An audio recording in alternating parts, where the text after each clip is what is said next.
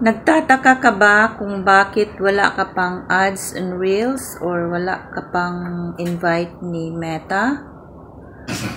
Baka marami kang violations na hindi mo alam paano tingnan.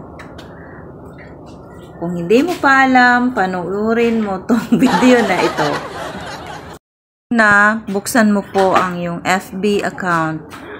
Puntahan mo ang iyong main account. I-click mo yung bilog na yon, tapos punta ka sa support inbox.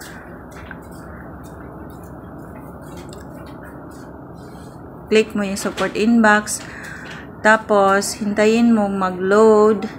Ayun, i-click mo yung your alerts.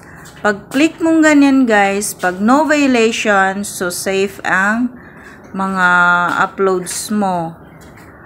Pag may makita ka namang mga violations, pwede kang pumili doon sa mga options doon. Kung i-appeal mo ba siya, remove video, or accept kung ano yung mga violation mo na inano ni Meta. Mag-appeal ka na lang kung ayaw mo talagang burahin yung video na yon. Kung may reason ka talaga kung bakit hindi naman pala siya labag doon sa mga rules ni Dad Meta. Importante talaga guys na titingnan natin lagi pag nag-FB tayo at nag-FB Reels, lalo na kung may ads ka. Importante talaga na i-check natin palagi ang ating support inbox. Kailangan wala tayong violation para malinis ang ating hindi tayo may restricted kay Dad Meta.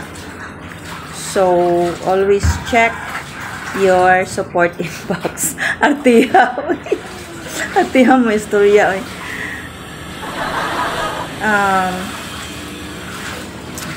Kaya, yun ang advice ko sa lahat na laging mag-check ng mga violations kapag ka-upload mo, lalo na kung may ginagamit kang music, kung copyright ba, delete mo yan agad.